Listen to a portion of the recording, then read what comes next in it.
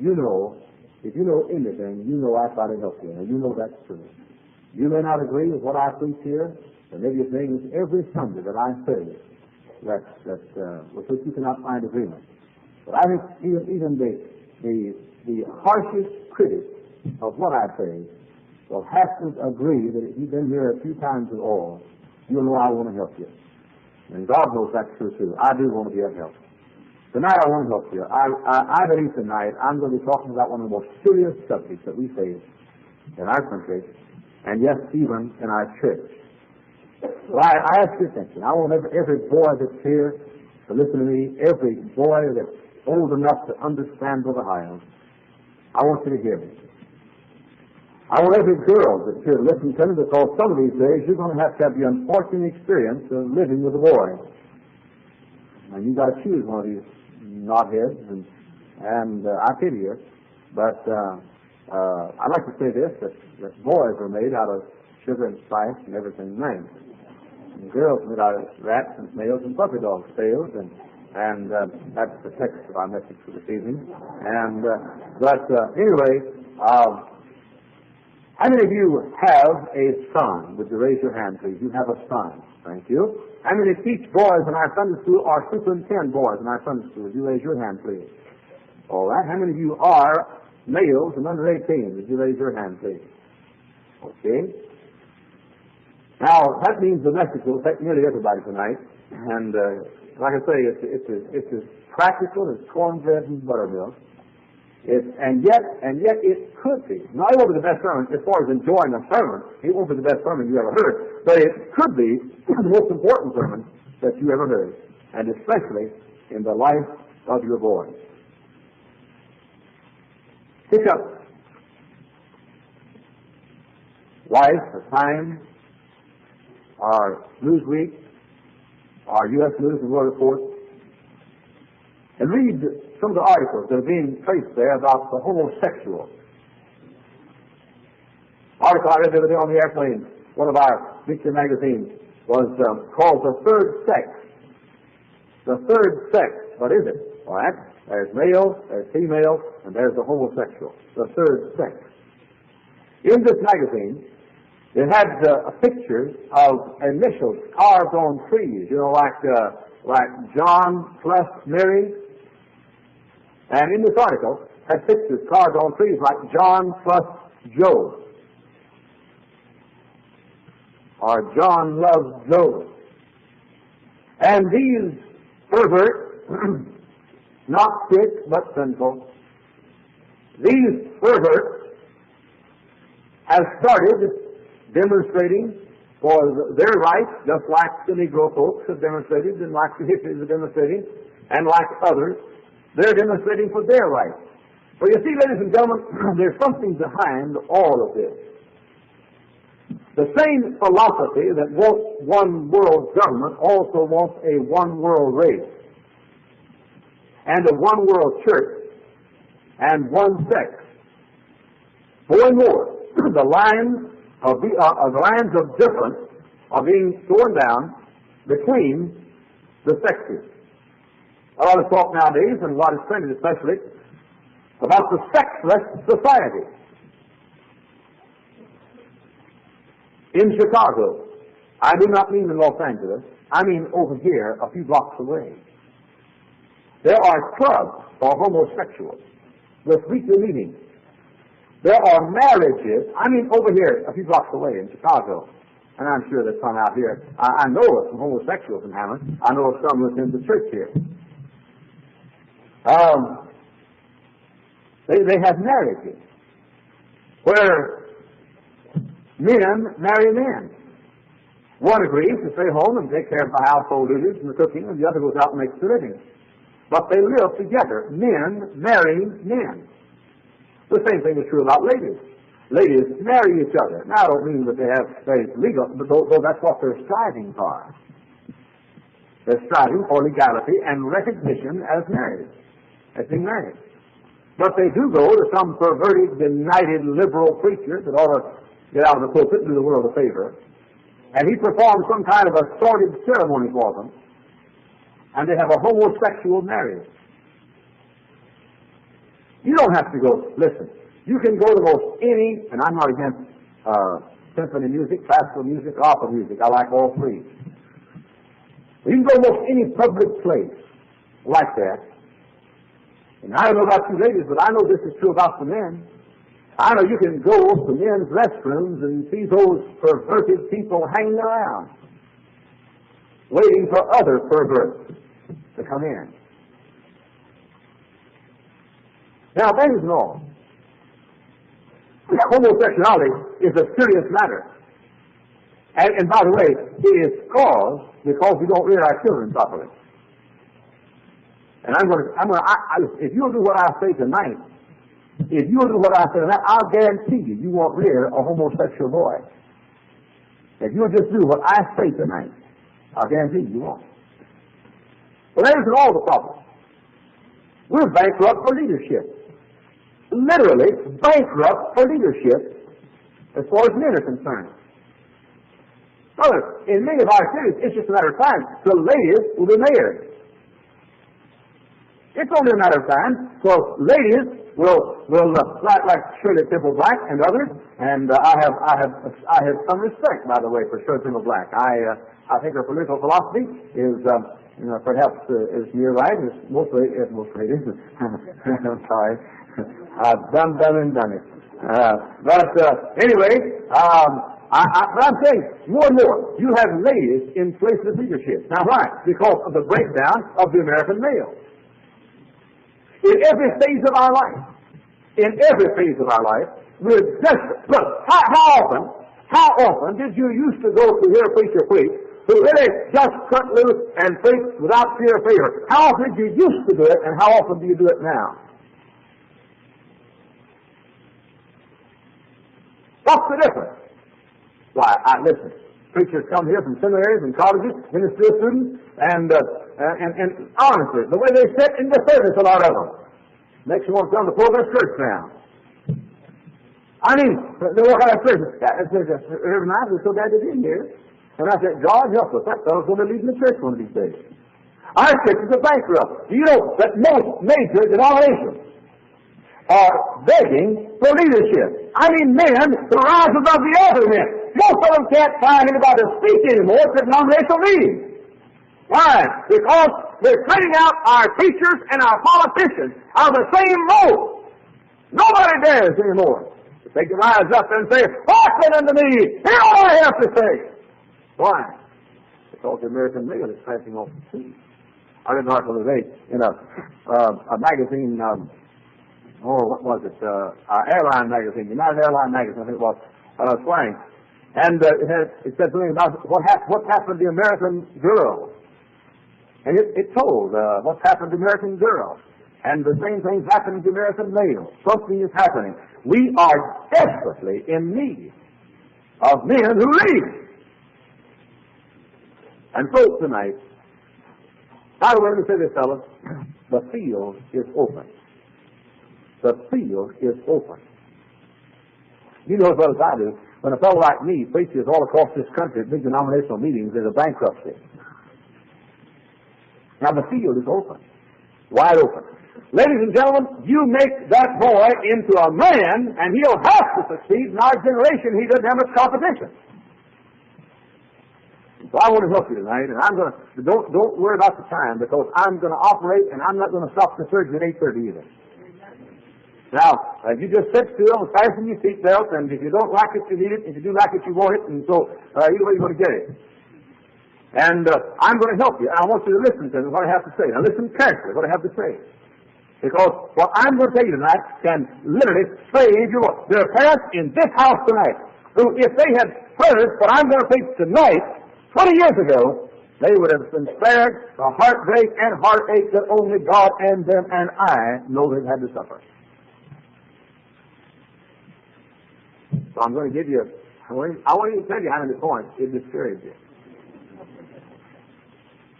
Number one.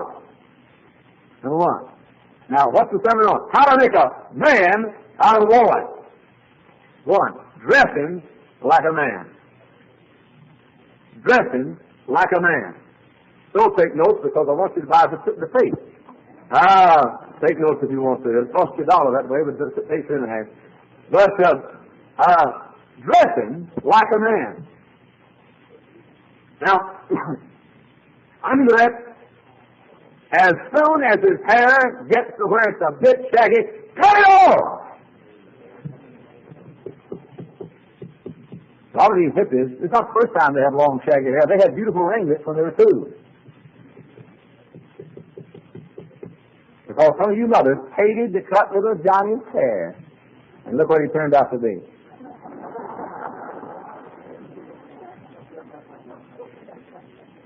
Now the honest truth is, you fix that little fight when he is a baby.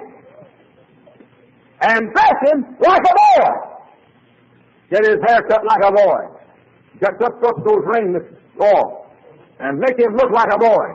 By the time he's 2 days old, have some blue jeans on him. And when he gets 13, take them off and put some tights on him. I mean, dress him like a boy. I never have. I never have gotten used to this thing of saying, hey, my little boy's in the diaper shirt. Put trousers on him as soon as you can. Oftentimes I say, what a cute little girl. It's not a girl, it's a boy. And now dress him. Now that means the time he's old enough to put clothes on and go outside, dress him like a boy, and cut his hair like a boy, and be sure he always looks like a man. Number 2, teach him. I want to say this before I leave number 1. This is number 1.5. Listen.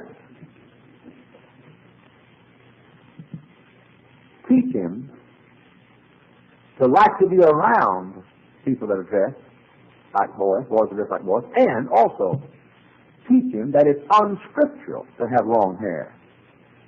For a boy or a man to have long hair, it is unscriptural. It is sin. It's not faith, it's not preference, it's sin. For the Apostle Paul wrote the Christian church and said, it is a shame for a man to have long hair. And so, teach him that. Number 2, teach him immediately strict obedience. Immediately strict obedience. Now follow me carefully. Nobody will ever be a good leader unless he has learned to be a rabid and good follower. For he will not know the heartbeat of the follower, and he will not know how to handle the follower. Now, if you're going to train a boy to be a leader, and I'm talking about a boy to pastor a church, or be a governor, or be a mayor, or be a school teacher, or be a leader of men, or be a leader of home, if nothing else, teach him while he's little to be obedient, and let him know the rules, set them plainly, so he'll know what they are, and the minute he breaks one, you tell him before he breaks it what's going to happen if he breaks it. Make it plain. Now I'll say, look, Al, if you touch this microphone, I'm going to spank your hand hard. Understand? So, no. Say it. Brother! Boy, you need this sermon. Your mother should have had it. But, all right. Now, come touch it. I'm through.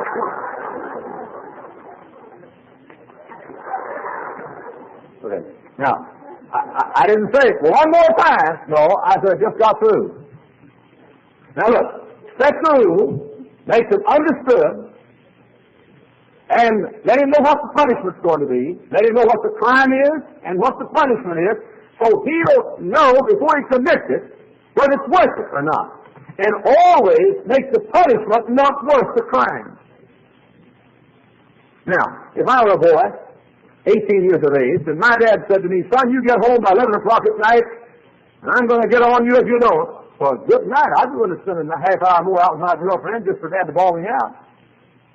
But if he takes the car away from me for a month so I can't even go out with my girlfriend anymore, I'm trading 30 minutes with my girl for a whole week with my girl, or a month with my girl. Makes the punishment worse, I'll make the punishment so uncomfortable that it will not be worth it to break the rules, but make him live by discipline and strict obedience. All of you have heard me say this. I've told this time and time again, but if some of you folks were not hear it, I want you to get it. My boy David one time, and David was the one who sang the best while ago in the group. Easy to pick out. But my boy David came home one day 13 minutes late from Christmas shopping. Now, he had gotten the same thing, he's been 13 seconds late. But he got it. And he got it hard. And he got it privately.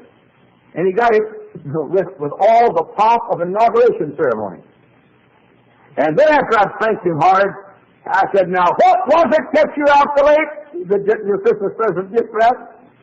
That's been years ago when you bought me Christmas presents. But now I'm saying here, I'm saying he knows, but now he doesn't come in a minute late because he knows what the punishment is for that particular crime. Now look, when he's a little bitty thing, teach him obedience.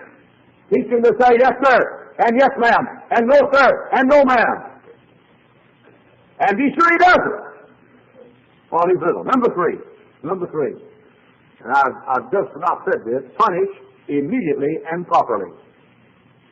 Punish immediately and properly. Now that means when he does it, now I don't mean jerk him up. I don't mean just grab him and say, "You brat, you are!" No, I don't mean that. I mean take him to the room, set him down, tell him what he did wrong, tell him what you ought to do it, then tell him why you did it, and make a big ordeal about it, and make it a private punishment, but make it immediate and proper. Number 4, make him fulfill all obligations. Make him fulfill all obligations.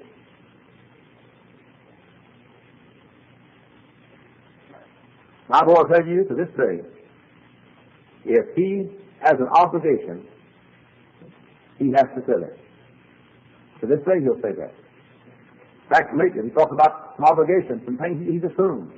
And he's asked me, Dad, could I do this about it? I said, son, you fulfill your obligations. A boy recalls that. I've taught my boy since he was that high. I've said, son, if a debt is due on the 1st, when are you going to pay it? He says, on the 1st.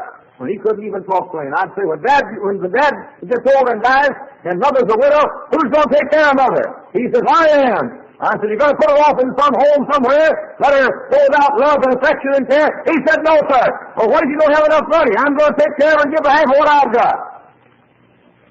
Your boy, listen, what the American male needs is honor. Just plain old downright honor. Take me back to the old fella. The old mean guy who said take his chair home and just gave orders. Hey woman, you do this. Junior, you help her. This you now, woman, sign this one. Now, he was a mean old ghost. And when the kids walked in, they felt like they were in the Supreme Court and they were at the bench of justice. He ruled. They did not like him then, but they rose up and called him blessed later. The old truth. A man who was very careful about going in debt. A man whose word was as good as a signature. A man who was upright, honest, above board, helped his neighbor when he was in trouble. The old truth. You teach your boy that an obligation, by the way, you teach him that promptness is a part of character. Teach him promptness. Teach him to take care of his obligations. I was telling you about David. I tell David, when you don't pay your debt on the day they're due before. What if your bill's due on the 1st? You pay it on the 2nd. What are you for one day? Dishonest, Dad, and you are. That's the thing, one thing, as I said this morning, that's one of the things that is killing fundamentalism in America today.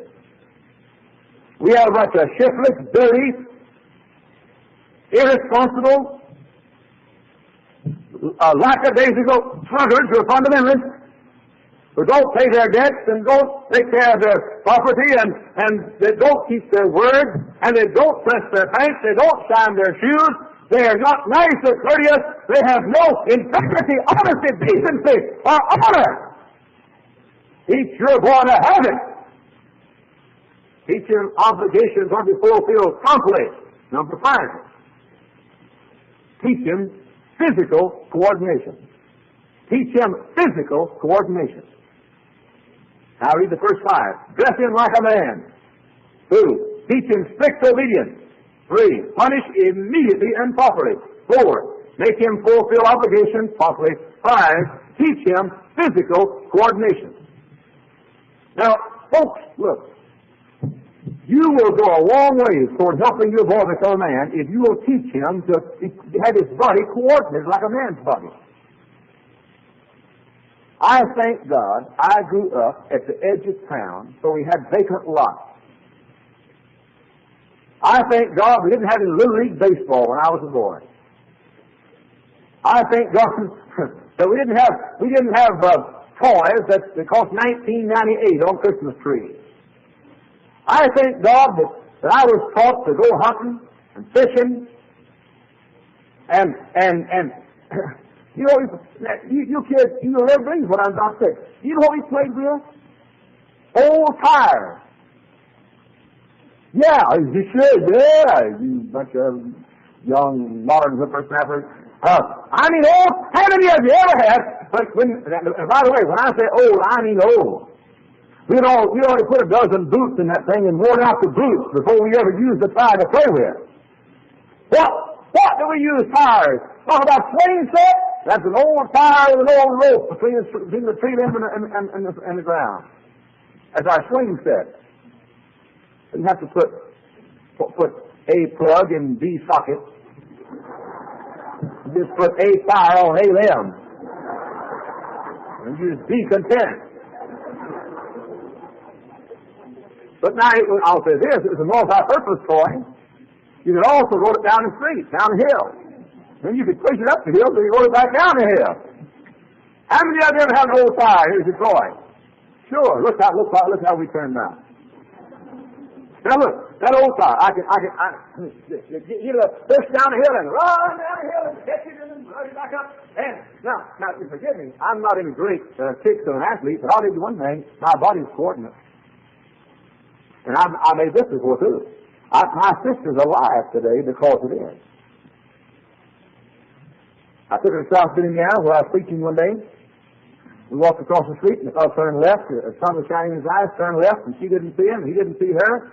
And he was about to hit her in the downtown South Bend, and I jumped. I thought she saw him. I jumped, and while I was in the air, they said, while I was in the air, I turned my body around, grabbed my sister, pulled her out of the car. The car barely hit her. She was going away from the car with her, and all she was just a bruise or two. Now look. You be sure your boy is physically coordinated. Well, remember the skates we used to have? When they wore out? You had 2x4, remember that? You get two 2x4s, or 1x4 and put it this way, 2x4 down here, and you kids, bless your heart, you don't know anything about fun. This was our hot rod. This was our, now it's a Mustang car. But in those days, skate wheels on the bottom of a 2x4, remember? And you made a scooter out of it, down the hill. But listen, a kid wasn't he wasn't even elite unless he had a soapbox. I mean, look, you know what we play ball with? We stuff a sock with old rags. How many of you did that? Well, you bunch of poor hillbillies. And we use the baseballs as the covers, not covers, and put some tar tape around it. You ever couldn't afford a baseball bat, so you got your stick, and you went down the street and got your bunch of rocks and threw one up and hit. Now, I'm saying this. I'm not saying that you have to be an athlete. In fact, I'd rather you wouldn't be a professional athlete. I don't want our boys to be professional athletes. I want athletics to be properly support or have a proper place in life as a tool, an asset to help a person be strong and coordinate. But whatever you do, You teach that boy how to handle his body. He'll need it. Teach him coordination. Number 6. Boy, now here's one you're not going to like. A lot of you mothers are going to spiritually just walk out of here on this one. Teach him to walk to win. I am so sick of hearing, be a good loser. Don't even teach him what the word loss means. We have absolutely rubbed this good loser bit. Don't people listen to me! In the ground. Joe, if you have good loot, my mother will tell you, every report card time, my conduct grade was in jeopardy. Because we lost anything, I just couldn't take it. Little preacher came to me. When I say little, I don't mean little church. I mean ticket. He came to me in a certain state where I was preaching, and he walked up to me, and his mother hadn't heard this sermon. And he walked up to me, and he fessed up, and he said, Reverend Howard, he said, you know what I found out about you? And I said, what? He said, you strike me as being a bad loser. Is that true? And I said, I don't know.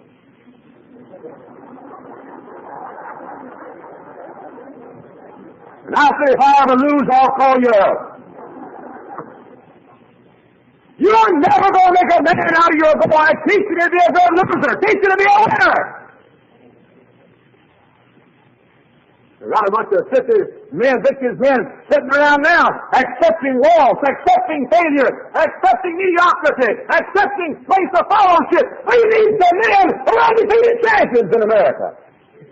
Winners! Well, you say everybody can't win. I didn't say everybody had to win. Just me.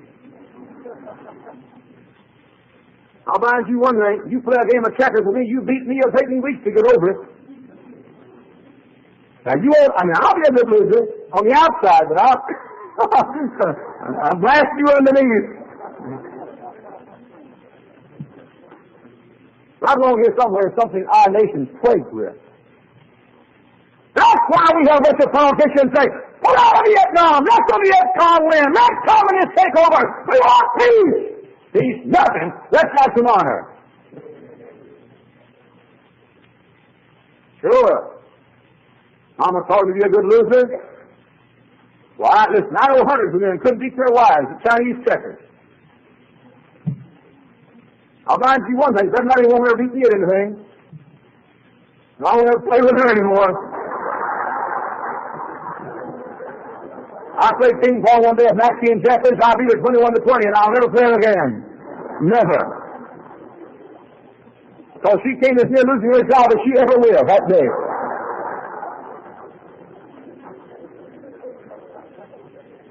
Now, what I'm saying is important.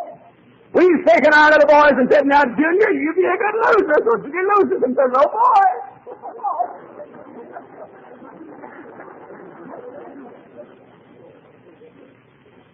Oh, Junior, you're a good loser. Congratulations, you're a good loser. So he tries to lose. He gets bragged on more than he does. He said, well, I'm afraid he'll grow up and be stubborn. That's exactly what I've got in mind. Well, you say you think he's always right. Well, sure he ought to be always right. Now, I think some of you ladies, listen, you just need somebody like me to handle you for a while. Well, these you bristle, you never have been broken. You're like a pony that's still alive and bucking. What you need is a man. Oh, your husband, he'll be a man if you never let him. He's a man like some of these high schools are, when the students run the school one day a year on student day. Every leap year, February 29, your husband gets to be a man for a while. You let him be so. Well, you can sit out there and help himself all you want to, but you let one come up with a cow out of your feminine bossing him. And don't you meet me out at the service either and say, I didn't like your sermon because I'll beat you. I'll say first, I didn't like you listening. I'm saying let's take our boys and make men out of them. Teach them that it is important to win. If you cannot win, you be sure you die in an effort to win. That's where General MacArthur's come from. That's where Billy Thunders come from. That same energy that Billy Thunder had as he's sitting at third base. Carry on! That same energy. That same energy Billy Thunder had when he's sitting at third base and ran the bases. He got behind the pulpit, he had the same energy. And one reason we don't have any Billy Thunders behind the pulpit, we don't have any Billy Thunders on the bases anymore. You're a loser. Now, son, David Hyles, I'm talking to you. If you ever lose, after I thank you, I'm going to teach you to be a good loser.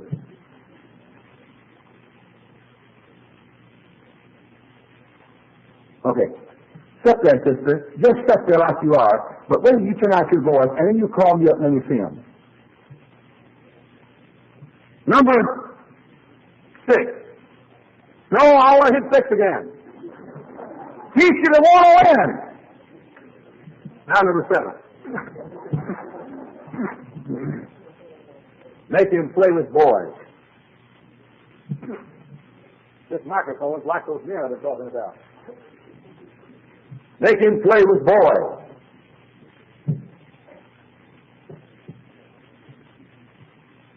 Please listen carefully. And be sure he plays cards and guns. Oh, you pacifist. I wouldn't give my boy a gun to teach him to shoot. That's what I had in mind. I gave my boy an air rifle when he was about 13 and gave him a .22 rifle last Christmas. He said, well, how? And he pulled the trigger. Yeah, with bullets in it, too. Down the basement of our house. Teach him to play with what boys play. And don't let him play with girls. Look, you take every homosexual that I know. I take them to my office and I ask them questions. I've had dozens of them in there. And I feel like I've got a dead fish in my hand. I'm afraid you're going to wink at me or something. I mean, I'd rather be with a murderer almost. There's nothing that quite turns me sick. But look, I can tell them what's their background, and here's what they'll say. Every time I say this, you played with girls a lot when you were a boy, didn't you? And now then, you spend a lot of time listening to stereo music, don't you? Yes, sir. Now hold it. I didn't say everybody listening to stereo music is homosexual. But I can say you're making a mistake when you let your boy play with girls or spend too much time by himself when he's little. Teach him to be with boys, to play boys' games. You see, if he's with girls, he takes up their tendencies and copies their habits and mannerisms. Make him play with boys. Now, my girls have not been allowed to play with boys. No, if he has company, they can play. But I'm talking about in the neighborhood. They're not allowed to play with boys. They play with other girls. And my boy David has been allowed to play as a little bit back. I mean, 2 or 3 years of age. He's not been allowed to play with girls. He plays with boys. Don't let him be alone too much, and let him play with boys. Number 8. Don't show him off in public. Don't show him off in public. Is this mic broken? Or do you know? Turn it on. Now then. I want to touch it. He man, I wouldn't turn it off with him. I said this something like this and take it.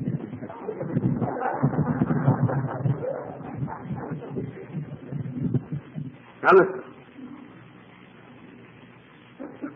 Johnny, stand up and sing. Johnny sing, Jesus loves me. Say it, Johnny. And he stands up. Jesus loves me, this I know. Sing. Do it? Now, you're not doing Johnny a favor. You're just not. Now that's what Mrs. Terry did with Lindsay.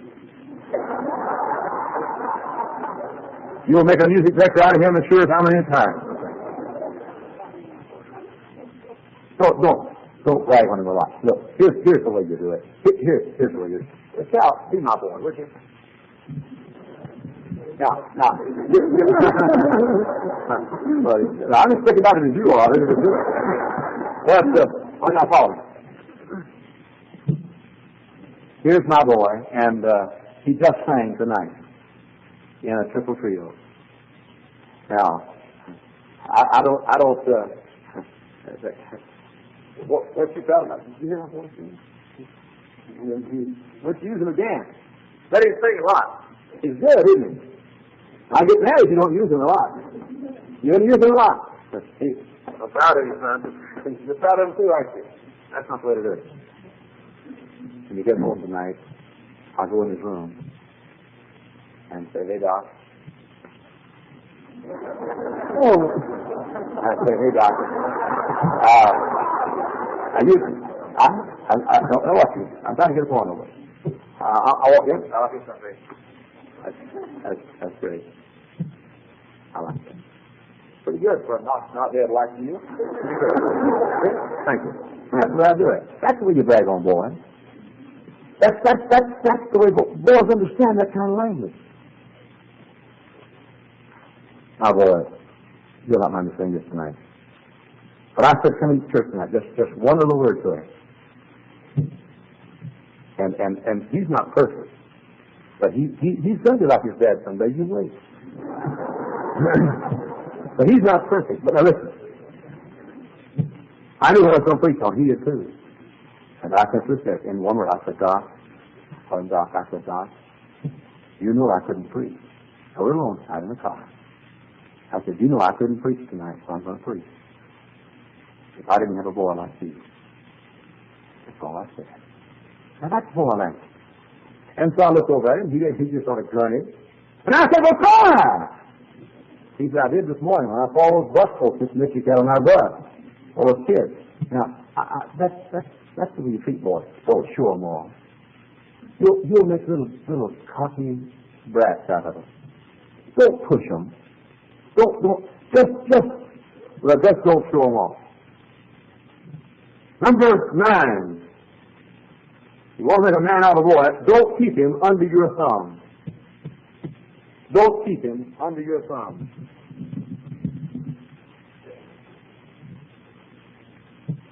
Let him spend the night with other boys. Now, I mean good Christian boys in church.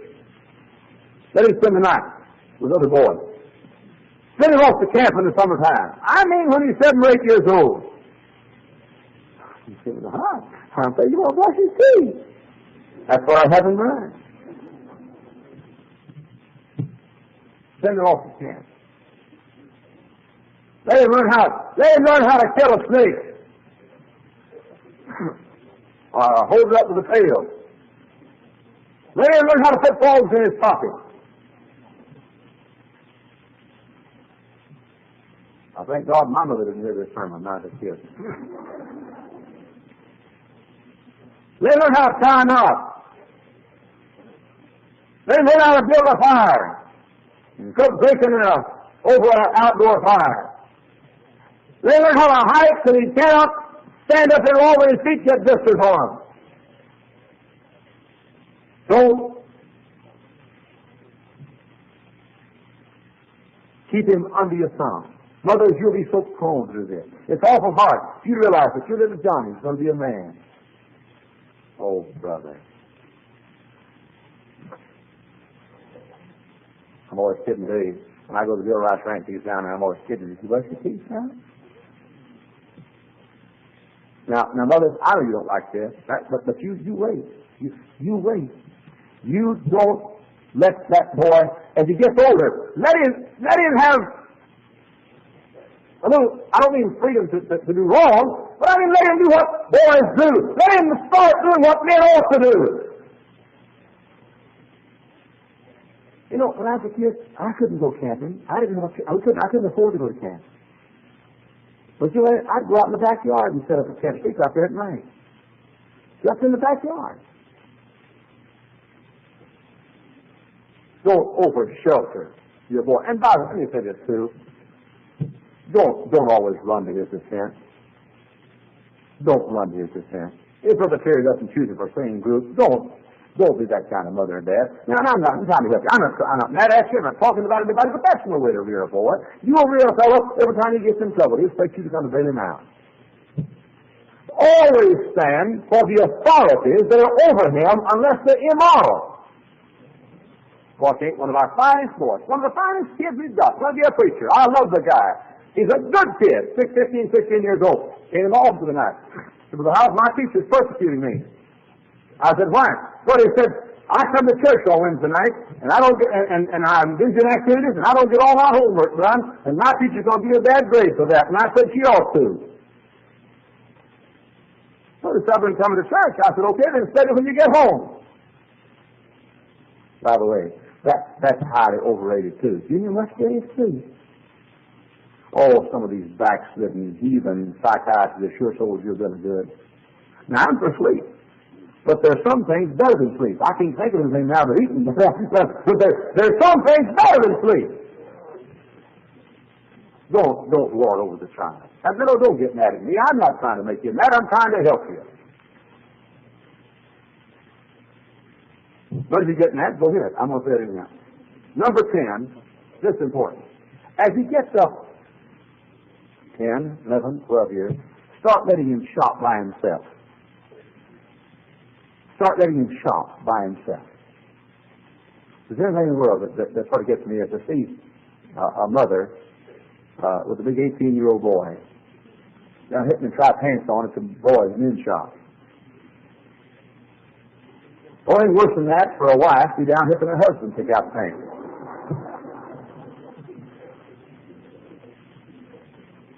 But that's the kind of fellow who did it. Had a mother, every time he got a pair of socks, she had to be sure it went with his tie.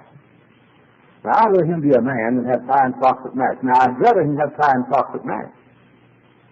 Look, it's like you ladies. You say to your children, you'll learn to help me keep house, but it makes such a mess every time you do it. Well, somebody's got to learn. Like these outfits that everywhere you go, you got to have experience. Who's going to get experience? I said, Mrs. Hyles, let's let David go down and pick out his own stuff. He's 15 years old. Now, if he comes home with something that I think is wrong, he trots it back down the place. But let him go along. Let him learn how to say, how do you do, sir? Tell us what size you wear. Here's the average deal. Here comes mother or dad, and here's the son. Son's 6'2", dad 5'4". Dad comes in, and the son looks down at his dad, and the salesman says, "What size you are, son?" And the mother says, "Size 22." Son, you want something single-breasted or breasted? Oh, we want single-breasted. There are two words I'd like to say to you. The first one is shut, and the second one is up.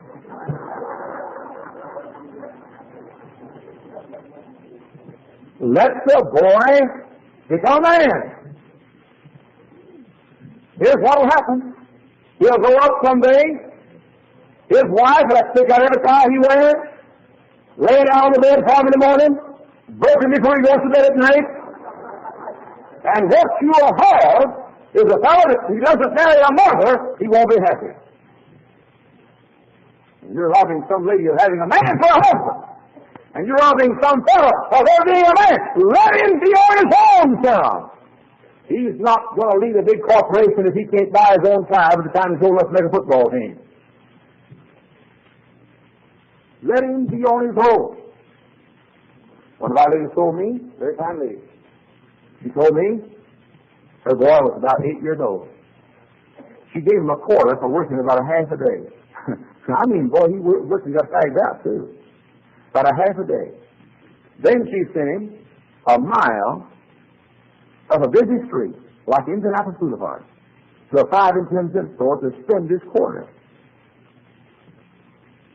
Now, I'm not saying that's what you ought to do, but I'm saying I'd rather have that than every time he goes to the 5 and 10 cent store, Mom has to get out in the car and take him there.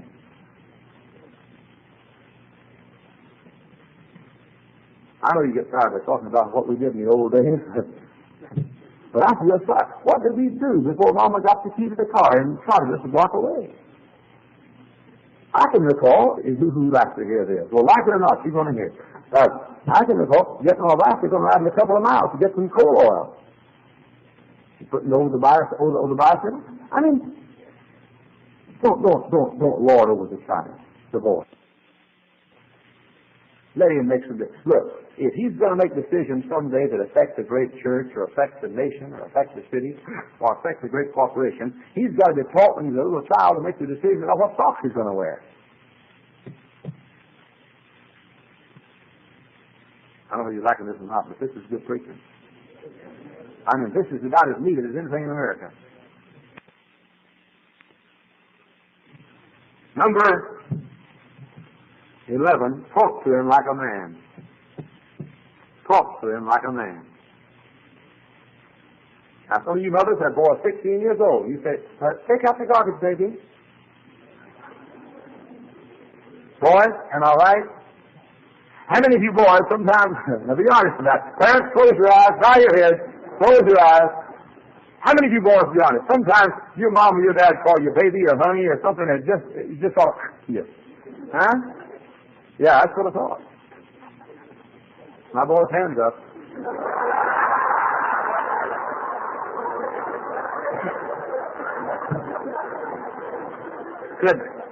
Said, Mom, I'm going to youth activity. Well, look, honey doll, be back on time, sugar baby. And one of these days, he can't get a promotion, he can't run anything. And you say, I just don't know where I failed him. You failed him because you overly protected him and overly babied him. Now, you just let up a little bit on the chain and give that boy a chance to develop to become a man.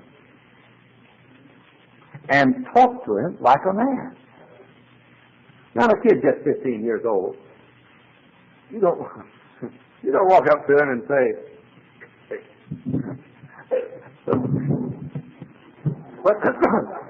when you go up to the high school in the morning and he says goodbye to you, you don't get out of the car in the lobby of the high school and kiss him goodbye right in the mouth. Now, not a boy in this room likes that from his mother.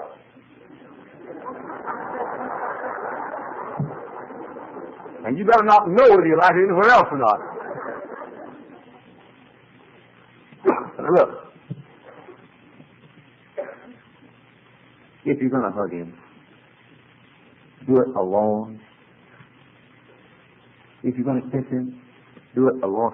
Now, hold it. I think it's good for a boy to kiss his mother in public, but let him be the one to initiate it.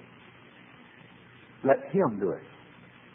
Now, if your boy kisses you in public when he gets a teenage boy, let him do the kissing.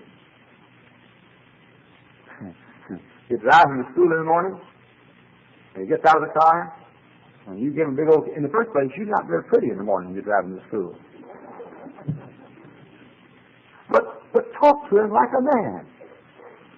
Boy, you boys that come to my office, every one of you, this is true. Every one of them, this is true.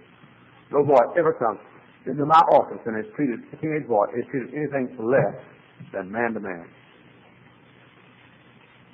Talked to some fellows this last week. And I'm sure some were surprised. I didn't take the side of mother or dad. I talked to them like a man ought to talk to a man. And I'm not to cry here, but boy, I thank God for the young fellows. We've grown up here these over 10 years at First Baptist Church. They walk in my office like men. They're dressed like men. They shake my hand like a man. They look me in the eye while they talk to me. And they say yes sir and no sir. And they ever get gentlemen. And brother, you don't have to be a fish to do that. I mean, just teach them to talk like men. And if you don't teach them to talk like men, talk to them like men. If these kids over here, teenagers, if every one of them would tell the biggest gripe they've got against their parents, every last one of them would say, you don't treat them old enough. You still treat me like a baby. How many of you ever heard your child say, you still treat me like a little bitty baby or a little child? Raise your hand, parents. Of course you have. Talk to them like a man. Number 12. And this, I've already said this, but this, I'll just say it and pass on. Show manly affection. Show manly affection.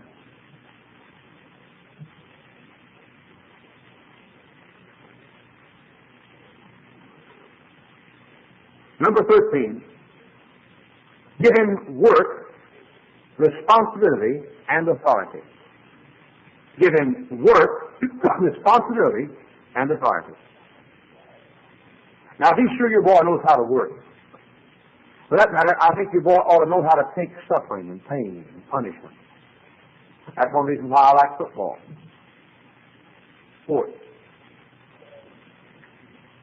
That's one reason why when I was a kid, and I want my boy. I told my boy as a kid to box. Now I'm no great sexual boxer, but it's what if I had to put on the gloves of somebody. Now they may beat me, but said no, I had the lesson here, there. Now I'm too old, that's right. But on the one hand, I myself. You know, it's right. Yes.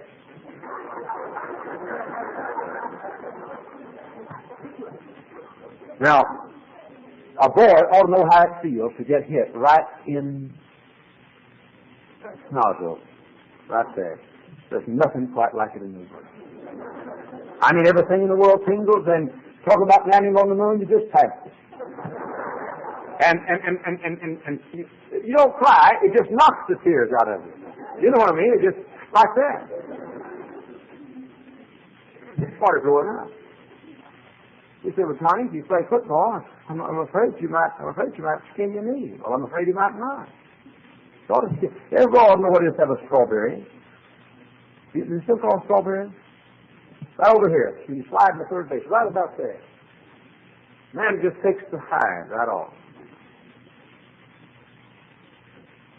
Everybody know what it is to have an eye that's black, getting hit out of the football or baseball, or guy blocking him. Every guy ought to know what it is. You mother, God bless you. I love you. You're a wonderful lady. You're just not very good men. But you mother. Every time Junior comes home, she says, "Do you think I ought to go to the doctor?" Now, teach him to work. I told you this many times. When David was just 5 years old, I got a baseball and got out in the yard and knocked him grounders. So I'll give you a quarter of every one you can catch. He didn't make a change. I hit him too hard. He bounced up and hit him in the chest, hit him in the nose, hit him in the head, hit him in the shoulder. He came in bruised and broke. But more man. More man. Number 14. Oh, hold it. Let me get finished number 13. I got 3 points to that and just got one of them. Work. Number 2, responsibility. Responsibility. Give him something he does as regular work and make him responsible for it. Don't lay it down his neck. You're trying to make him a leader. You're trying to give him initiative. Look, you know, that's one reason why that oftentimes ladies turn out to be greater leaders than men. You know why? Because we're in city life. Now, follow me carefully. We're in city life now. There are no chores much for boys to do. There are chores for girls to do. What happens? Boys grew up without any chores. No milking, no feeding the pigs, no gathering the eggs, no chores like you have on the farm, you know, out the edge of town. What happens? Grew up, iron, heap house, cook. Boys drive the dishes. Could I stop and say this too? Boys, you're going to like me now. I'd be very careful about letting my boys do too many dishes and too much housework. Amen? Amen? Very careful about it. Now, but that's the trouble. I recall Dr. Bill Rice wrote me and he said, Dr. Hyles, he said, how's your boy baby like to have a pony? And Mrs. Hyles said, where are we going to put a pony? Well, I said, we'll find some place. We were in the neighbors across the street. They had a big backyard, and we asked them, and had a little shed out there. We asked them to use their shed, and we had a pony out in Munster. And, oh, brother, midnight the phone would ring as the police saying, hey, you have a horse? You don't say a horse. It's running down the Schreiber Street. Yeah, you got every time the phone rang, I picked it up and said, where is the horse now, you know? I said, now, Dave, you want that horse? You got to feed him. He'd get up in the morning, trudge through the snow and sub-zero weather, and he'd have water pail in one hand and a sack of feed in the other, and over to feed the horse. Ride the horse up and down and bring the horse and so forth. And he got to the police. I would say, well, it's only Tony who rides in the head has a police record. And but you know, he needs responsibility. A boy needs something to do where he's responsible for it, and also he needs some authority. Some authority. If a fellow's going, by the way, back to the, if the girl, she irons, she washes, she cooks, she bakes, she sews, she keeps house, she dusts, she vacuums, and so she has authority, responsibility. And she grows up and is more of a leader than the boy. Now that's what city life has done. But you have to work at it now to find manly things for the boy to do. And give him some authority. Let him, while he's young, become a leader of something. Number 14, don't make a mold for him. Don't make a mold for him. Okay, so you are a lawyer. Don't decide before he's born he's going to be a lawyer too. Okay, you're a preacher. Let him be what God calls him to be. And don't let him think you be disappointed he's not what he thinks you want him to be. Now, everybody and his dogs knows that I'd like for my boy David to be a preacher. But I'll tell you one thing, if my boy David becomes an honest man of character, and he's the best garbage collector in Hammond, his dad will be proud of him. I've often said this, you're trying to make a preacher out of your boy. I said, no, I'm trying to make a man out of my boy. You can make anything out of a man, but you can't make much out of this preacher. We need men who are leaders, men who have strong men. Now hold it, fellows. If the twig is already bent, don't you decide to become a man. You're 35, 40, 45, 50. You just go ahead and stay on your rope and on your leash and don't try to just work on your boy. You see, just look in the mirror until you're a lost cause, but do something with the boy. Ask your wife if you can. Go home there and say, sweetheart, can I make a man out of my boy? Don't make a mold for him. Don't have expectations for him that'll discourage you if you can't meet them. Let him go his own route. Let him hold his own road.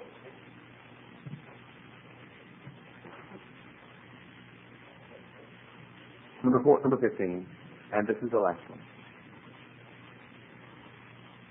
Teach him to have the proper heroes. Teach him to have the proper heroes. To me, this was one of the greatest things my mother ever did for me. She pointed to men whom I could emulate and who could be my heroes. And I tried to become like those men.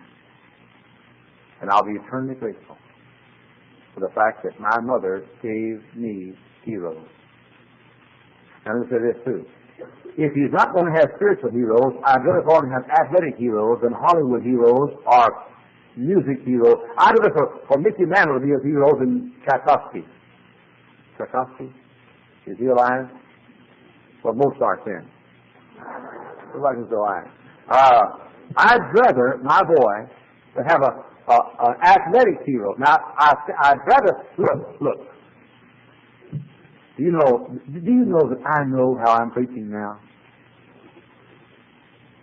Do you know I don't have to preach this way? Did you know that I could preach to please you moody students? Who? If I got backslidden enough? Do you know that I know how to do it? I've taken some of those dead courses you take. I'm not talking about they teach you all through. I've taken Witherspoon's homiletics and broader. I've taken Strong's theology and Connor's theology. I've got those outlines, same ones you get. But anyway, what I'm doing tonight will deal with your people a lot better than Witherspoon will. But now look, one reason I do it like this Because I want these boys out here, I want you mothers to be able to say, suppose I stood up and said, now tonight I'm preaching on how to make a man out of a boy.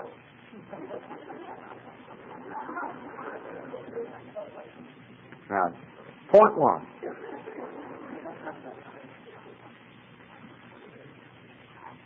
I want you to look up and say, son, he's a preacher, but he's also a man.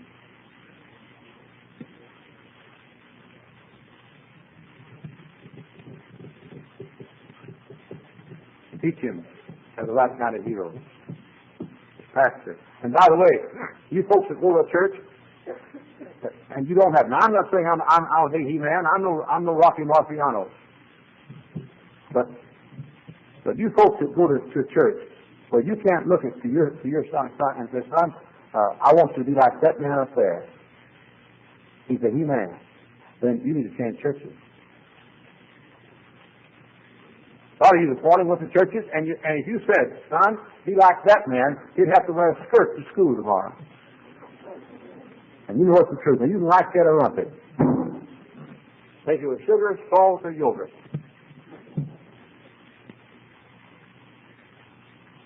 But you know it's the truth. Yes, you're a staff at a church! And a man pastor! So your boys can know what a Christian says. The average boy has the idea if he's a Christian and a good Christian, he's got to be a 50.